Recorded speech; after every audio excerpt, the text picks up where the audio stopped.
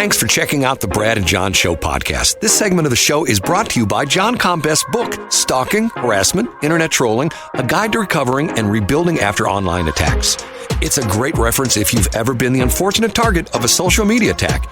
It's available on Amazon. Just search John Combest. That's C-O-M-B-E-S-T, John Combest, and the book will show up in your search results. Now it's time for another segment of the Brad and John Show. Can you handle it? Oh, it's all right. I'm sure that we can handle this situation maturely, just like the responsible adults that we are. Isn't that right, Mr. Poopy Pants?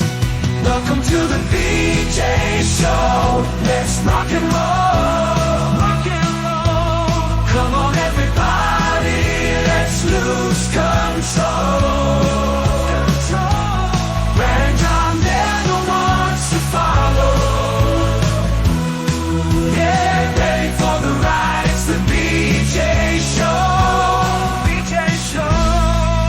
You know what? Mr. Poopy Pants, dem is fighting words, John. That's all I can say. Well, you know, we have excretory references in number 2 story today, Brad. So that was an unintentional lead-in on your part. Thank you for that. Wow. Okay, first off, this is day number 2 of The Walking Wounded, meaning me. John is going to have to be the comedian and the straight man for most of the show today. I'm just the guy that's going to punch buttons and say everything once in a while. We're having a streaming issue. I'm working to fix that right now. If you were trying to stream, you're not going to hear me say that, but hopefully, maybe even by the next break, I'll be able to go back down the hall. You know, I have to tell you one thing, that I've been an IBM PC guy. I got my first IBM PC in 1984.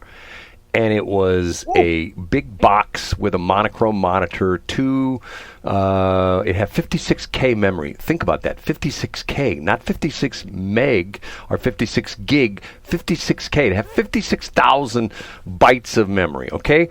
No hard drive, and that was it. And I paid $3,500 for it, okay?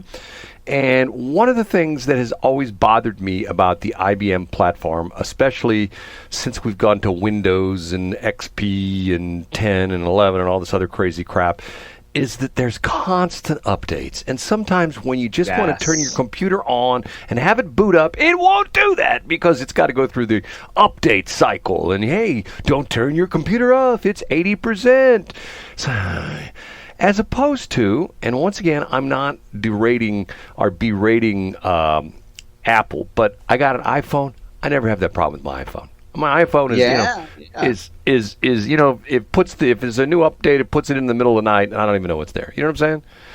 I do know, and although there have been instances where the new iOS technology has glitches in it, but that's to be expected. Right. You know, like unintended features or whatever. But I would agree with you. As somebody who has both products, you're right. The Apple thing is generally while you sleep and you don't even notice it, except your phone might perform a little bit more quickly. Well, the reason I had a Macintosh back in the 80s. And so don't think that I'm an Apple hater, but the thing that sort of turned me off, and I know you're talking about, that was a long time ago, Brad, almost 40 years ago when I think I bought it in 86 or 87 or something like that.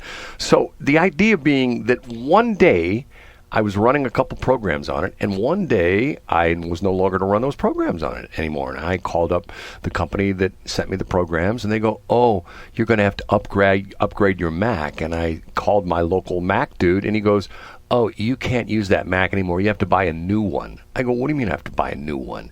He goes, "It's gotten to a point where your Mac is no longer upgradable. It has some architecture, blah, blah, blah, blah, blah, blah. You need the brand new Mac." So in other words, I told him, I got a desktop paperweight is what you're telling me? He says, "Yeah, essentially so." And that sort of tainted me against it now, to the point where, I use an iPhone. I've had an iPhone for years. Love it. But I think sometimes I'm not in the... I told the story. Have you ever been to the Apple store at the West County Center? I have been there, yeah. Have you ever had to sit on the toadstools? No. They have these goofy little seats that are toadstools. And you go in and you check in, and then they call you, you pay, they text you, and you come back. And the guy says, "Okay, see over there those group of toadstool seats? See the purple one? Go sit on the purple toadstool. toadstool. Oh, nice. And I go, okay, fine. I'll go sit on the purple toadstool. That also sounds like something you might hear at a pride parade.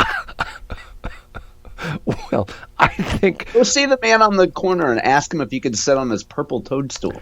I think the Apple people have become a little bit too much touchy-feely kind of, hey, we're Apple. We're your friend. We're your buddy.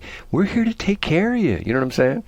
Yeah, it'll cost $1,300 to fix that crack in your screen. Right. And if your company's paying for it, we'll do it for only $1,500. Right. Okay, every morning we get together, at least when I'm not in the hospital, but every morning we get together and we do the show. John Combest is a guy who puts together a list every single day. He never misses a day. He's not like me. I miss days, which I feel bad about. But he goes to work every single day. And he puts together this list of all the top stories going on in the state of Missouri, puts it up on his site, johncombest.com, C-O-M-B-E-S-T, johncombest.com.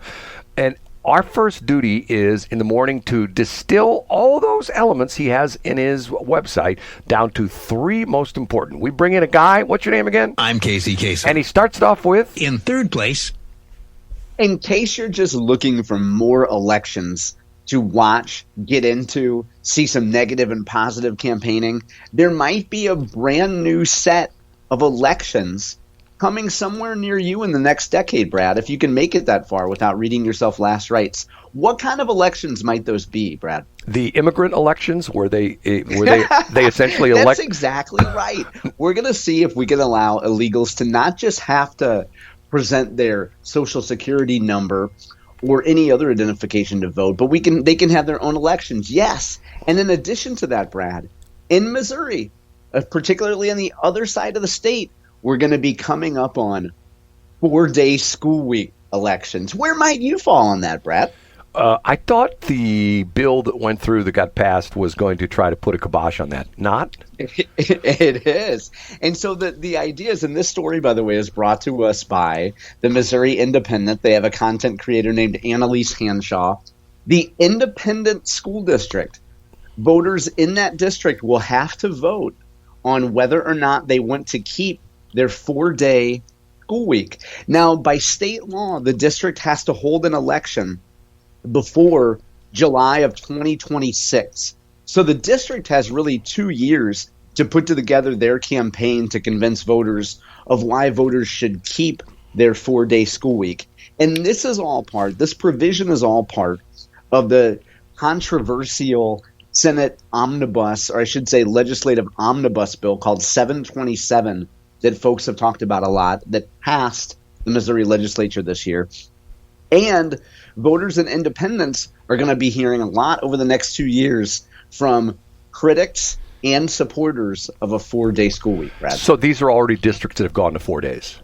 That's exactly right. Now, I just went and looked for a full list from DESE, and I can't from the Department of Elementary and Secondary Education. I don't see the full list in front of me right now, but I believe the number was 168 school districts across Missouri, which is roughly a quarter of school districts, have already moved to 4-day-a-week districts. Now, the bill says, Brad, in order essentially, as the horse trading went in the legislature, as I understand it, rural districts are generally free of the requirement to have people vote. So the threshold is set at 30,000. If a municipality that's all or partially in a school district has a population of 30,000, then that district must go to voters and ask if they want to keep their 4-day-a-week school week. Well, John, I know the real reason for the 4-day school week, and what's that? Well, this is all just smoke and mirrors. What the teachers have done. Remember the Dave Ramsey thing? The number third. He did this very extensive survey. Did 10, 15,000 surveys of millionaires, and the number 3 category of millionaires was teachers. The reason that the schools have gone to 4-day work weeks is that 5th day, the teachers all meet with their financial advisors. That's what they've done. Now, you posited the theory on an earlier show that they were actually going to go into real estate. And my addition to that is maybe they could go into real estate and then get into the radio business and try to annoy Brad Hildebrand. Who would that be, John? I don't know. You're going to talk to Nieves about that. No, So that's our story number one, Brad. Or story number three, I should say. Tracy Ellis doesn't annoy me. And once again, I kind of feel sorry for her. Her and her husband, I think they're misguided people. Because, there was a point when we started this show, we had Egbert saying, we don't want any real estate agents. Well, you know what? I don't want to be a CINO, and a CINO is Christian in name only. And I will openly say that Tracy and Rick Ellis are CINOs in the respect that would Jesus judge them if they were real estate agents or not? No, he wouldn't. So by them saying, well, you're a rhino, because if you listen to that station, John, this is like a drinking game. If you listen to 93.3 and you had your shot glasses set up, and every time you heard the word rhino, you had to take a shot, you would be blotto by the next hour. It's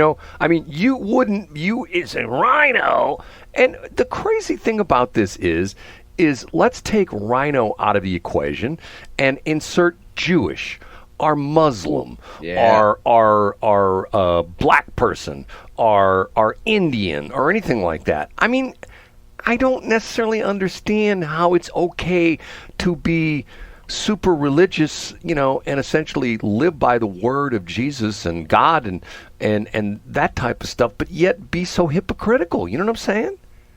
I do know, but I do think we could all agree that we should live by the words of Jesus. And he's that illegal immigrant that's going to be working on my roof next week. And I think he should be able to vote in elections. Why should he have to give a social security number? And then, Brad, sometimes I think I should have listened to Brad and just hired Frederick Roofing. No, that's not me. You're the guy that wants Frederick. I'm doing my best to get you off track today, Brad. But you know what? You're following along pretty long. I'm trying to take advantage of the highly medicated, but it's not working. well, here. The Tony Colombo flip test, okay? Let's take where these immigrants are from, okay?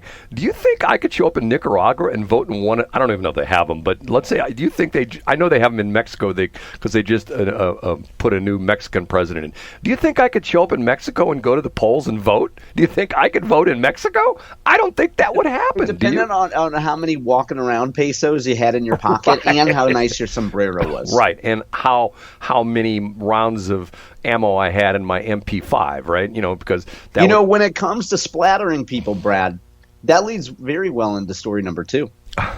Hint, hint, hint. Up a notch to number two. Governor Mike Parson appeared on Scott Fawn's midweek update yesterday. Scott, the previous day, had Senator Mary Elizabeth Coleman on. We talked about that yesterday, Brad. And yesterday, in the lunch hour, Scott had Governor Parson on to talk a little bit about. They got a little nostalgic, Brad. It got a little misty in there. They were talking about Governor Parson's term, whether he ever expected that a guy from Bolivar, just an old sheriff, would ever become governor. He told a unique story, Brad, and this is my teaser. He was talking about the state fair. Governor Parson is closely associated with the state fair. He's a rancher himself. And he told the story about going last year and seeing 4-H does a lot of presentations, a lot of animal showings, show a lot of livestock. It's great for the young people.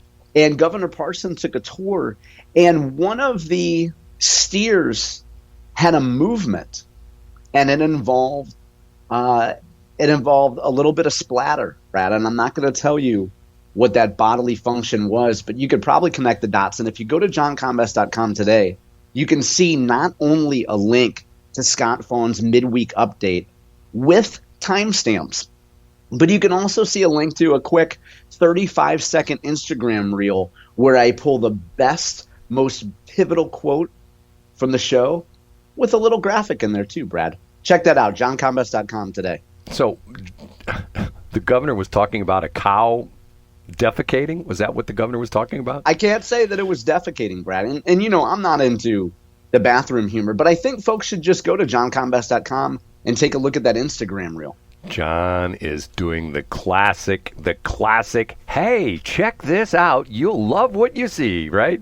Okay. I had a dream last night, Brad, that you took me to a brand new radio studio and you had a brand new marketing team.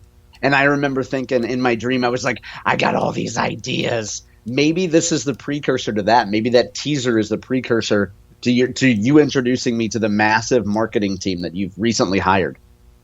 Yeah. Let me think who that would be. Okay, let's move to number one. The number one. Brought to us by KMOV, which is now rebranded as First Alert 4, for those of you watching the media in the St. Louis area. Jana Elementary School, which has been at the center of the controversy about radioactive soil. The U.S. Army Corps of Engineers had a meeting last night. KMOV is one of the news outlets who was there. By the way, the Post-Dispatch's Bryce Gray also had a piece up yesterday in the Post-Dispatch previewing the Jana Elementary meeting. And what this coverage does, Brad, is it talks a lot about the things that you talked about before and very explicitly talks about what's going on at McDonald Boulevard, the bridge/culvert, the excavation of radioactive soil. And I know we've talked about this a lot, but I think it's important to mention it again, particularly because there's a number of people who listen to our show who grew up in North St. Louis County.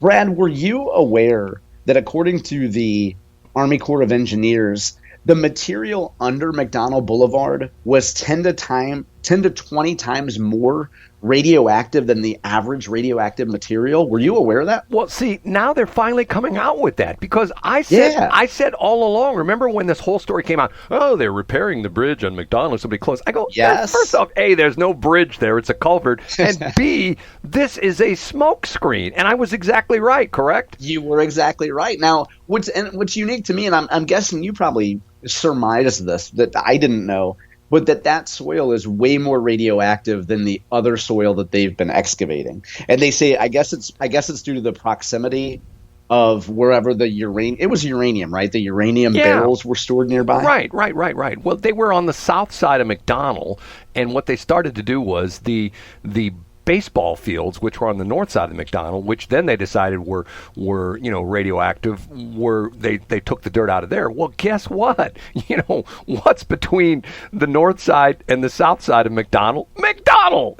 So it would make sense that would be, as you move further north, which essentially is the pollution it goes east as well too. But in that area, it's pretty much going due north. You would think that it's right there where the road is. And if I'm not mistaken, I have to go back and look at this. Somebody sent me a map of this that showed that once upon a time that road, originally I believe that was called Brown Road, and then they renamed it after Sandy McDonald with McDonnell Aircraft. Yeah. I believe it was rerouted. I don't think it was in the same place it was.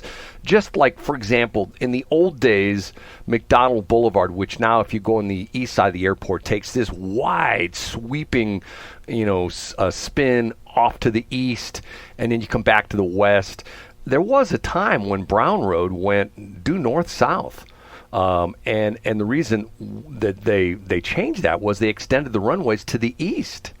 And therefore, they made that great big wide sweeping turn. So all those roads around the airport have, at one point in time, been rerouted, redone. I mean, geez, look at all the crap around the Bridgeton area. By the way, let me put a note here. I want to mention this about Bridgeton last night because it's funny you should bring up the airport. While you're making a note about Bridgeton, we should point out that the pride of Bridgeton, Eric Schmidt, competed in the congressional baseball game last night, Brad. And I'm going to read you his line as best I could deduce from the C-SPAN video.